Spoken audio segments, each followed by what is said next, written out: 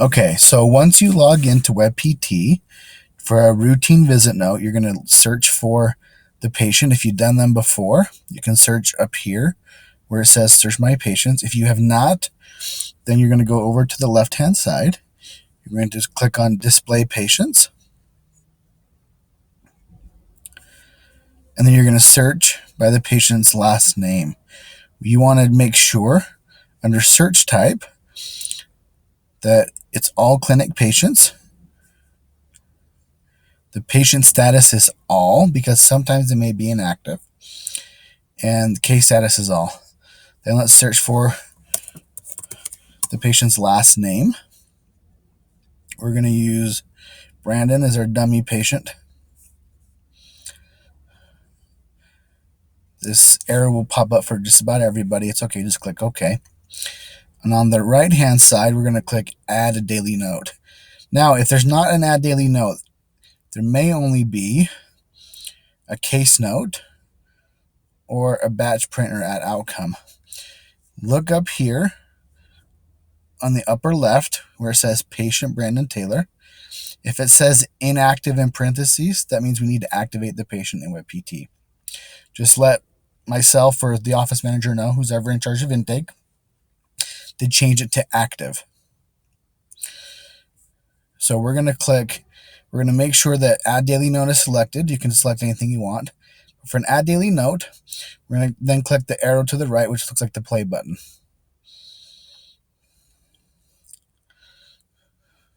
Okay. Once it populates, it'll have the visit date. We're actually going to change it. We saw him yesterday. It will have the default diagnoses from the evaluation. You don't have to re-put those in. The current complaints is our subjective portion of our SOAP note.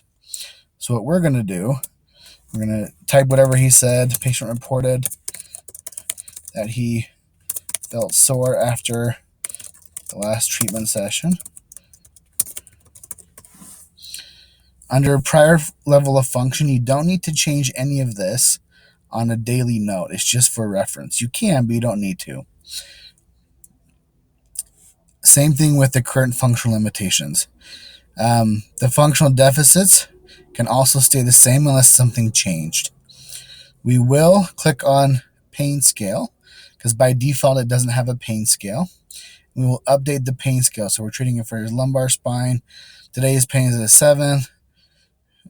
It was a 7 this morning, at a 5, but that's the best it's gotten. You can put aggravating factors. The medical history will automatically transfer from the evaluation as well. You don't need to change it. You can just leave it there. And we don't need to update the mental status. We'll click Next. This is how we're going to document our interventions, as well as how we're going to bill. So for a routine visit note, these all will auto-populate from the previous visit note. All we need to do is change what we did. So for Brandon, we did about 15 minutes of exercise. We did 4-way hip and standing. Today we progressed him to 2 sets of 12. I'm going to add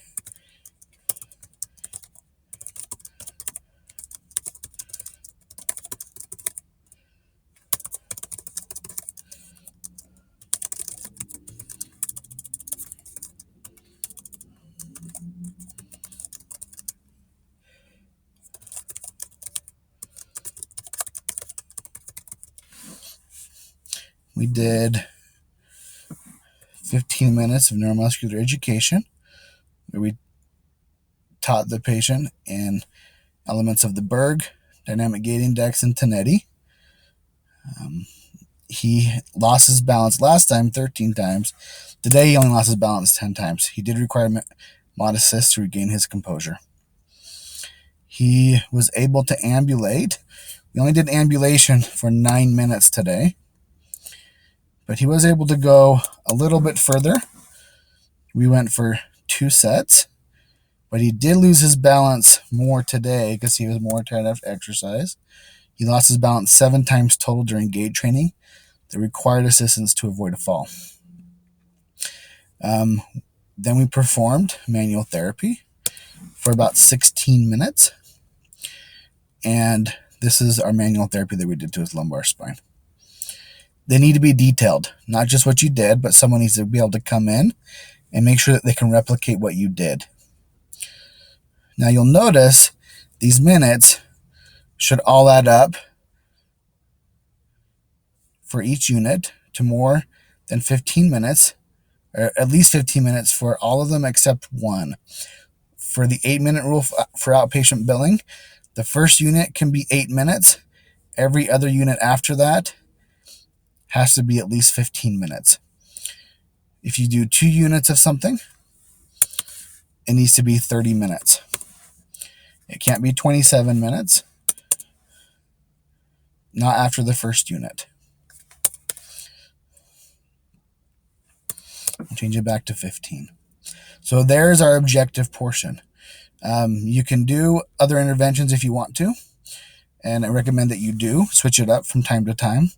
But we also want to bill 4 separate units. So if you do manual therapy, and let's say we're going to do manual therapy for 40 minutes, some of it we can justify as manual therapy. Some of it we may be able to justify as a neurological intervention. If we're working on the lumbar spine to decrease nerve compression and address lumbar radiculopathy, well, that's also a neuro intervention. We can bill part of it under neuro. If when we're performing some of the muscle energy techniques, when we're doing therapeutic massage, we can bill that as therapeutic exercise. Be creative in how we're billing it. We'll click next. This is our assessment portion.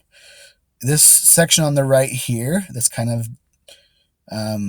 dimmed out, is what we put for last treatment session. Under the smart text, if you click on it, this will have what I typically put for patients. It'll have for evaluations, routine visit notes, and it'll auto-populate. Make sure that it's correct, change what you need to, but in all fairness, it needs to be detailed. It's not going to change much from treatment to treatment session. For our patient education, my smart text that auto-populates is we educate on the plan of care. Our rehab potential and problems don't change. You don't have to update the goals every single time. In fact, I just leave them until we do a reassessment. We'll click next. This will auto-populate the instructions to free text from what we did last treatment session. You can change it if you want to. Be as detailed as you'd like, but change it to make it accurate. The from date, the August 13th, is the date we did the evaluation, and this is the date that we're seeing him. For physical therapist assistants and CODAs, you don't have an option to finalize a daily note. You have to forward it to the supervising physical therapist. Choose a name from whoever it is, and then that's how it works. Initially, all physical therapists, when you do evaluations or daily notes, I want you to forward the note to me, Spencer Clark. This will it'll allow me to audit your notes to make sure that everything looks okay as far as billing and save us a lot of time on the back end. Once you feel that it's okay, you can go and finalize the daily note. It will ask you if you want to finalize it. Yes. It will scrub your note to make sure that everything looks okay. If your billing numbers are off, it will let you know. It'll say you overbilled or underbilled according to Medicare. You need to go back and change the values. Now let's say we made a mistake. We want to reopen the note. You click on the right where it says view PDF. PDF will be of the visit note.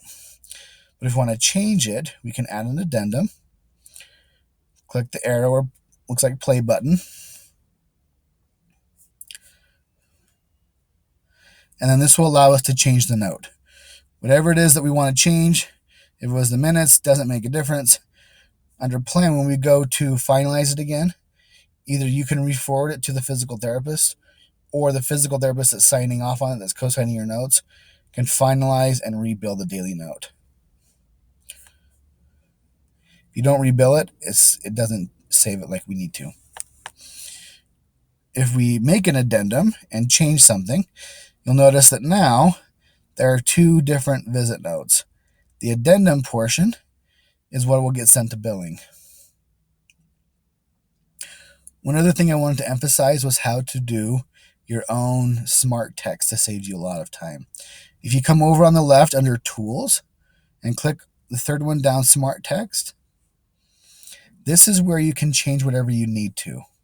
So if you have certain phrases you like to use, go ahead and put them in here, and it'll save it. So next time you come in, it will auto-populate whatever it is that you say and will allow you to save a lot of time. The goals that I traditionally put and will auto-populate for most of you when you do evaluations or for regular visit notes, these are the goals that Medicare deems are appropriate for objective measures and standardized testing. Notice we have a gait distance. I will often put a gait velocity as well. We have a standardized BRG. We have a timed up and go, our 30-second sit to stand. And if they have pain, we need to have a pain goal. So I just put those in there. That way the smart text auto-populates and saves a lot of time. If you have goals that you typically like to put, by all means, go ahead and put them in the smart text so they auto-populate. If you like to put anything for education, if the patient complains about certain things that we typically would see, any kind of functional deficits, these are things that will save a lot of time as far as your notes and assessment goes.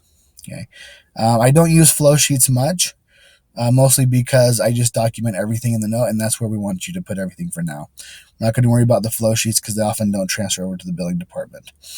The biggest thing that we've been seeing a problem with is therapists can't find their patient. So the first time you go and make sure you click under Patient Manager, Display Patients, and that search type is all clinic patients.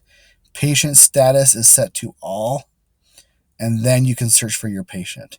If you don't, you're probably not going to find them. Every other time after that, once you log into the main screen and you click on Search My Patients, since I did a note on that patient, it will then bring up the patient I already worked on. If there's more than one with the same last name, it'll bring up all of those patients.